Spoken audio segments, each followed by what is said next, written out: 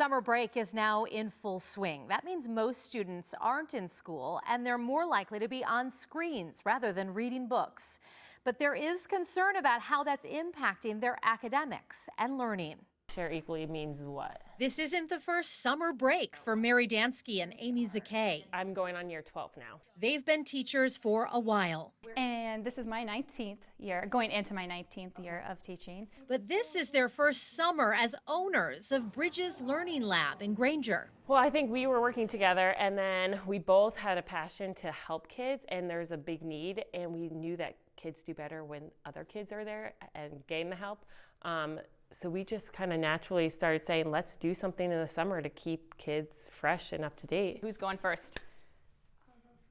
Dansky and Zakay started small group tutoring elementary-aged kids last year, and it's grown into an expanding business with private tutoring, kindergarten readiness, iRead prep, and events. Another 0. They use some of the same skills, techniques, and formulas that they use during the school year in the classroom, but this is not school. Flow that you could do.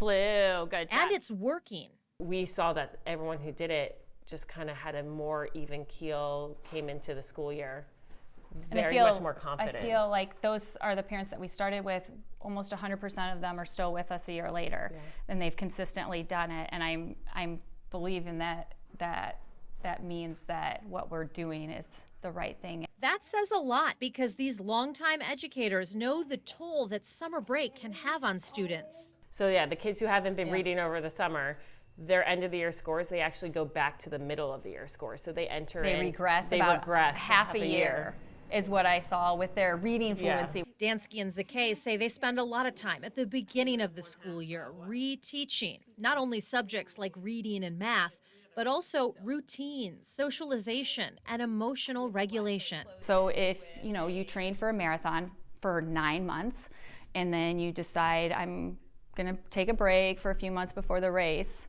you're not gonna perform the same that you would have if you would have kept training.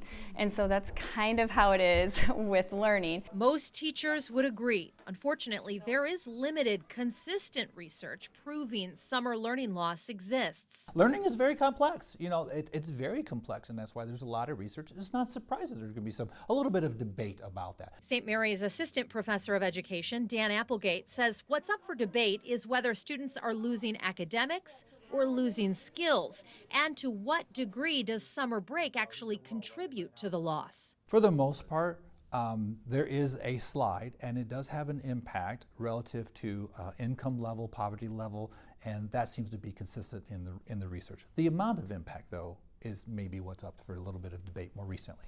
Most schools will test students at the beginning of the school year to measure where they are. Studies have shown mixed results. So the more recent research is saying, whatever instructional strategies their teachers are doing throughout the year, kids are retaining them a little bit more over the summer. And while academic retention and test scores are important, Applegate says taking a break from the classroom is also beneficial for students. But also exploration, creativity, all those other things that kids really need to explore. So there's a lot more than just reading and math that kids need to be exposed to so they can still be kids.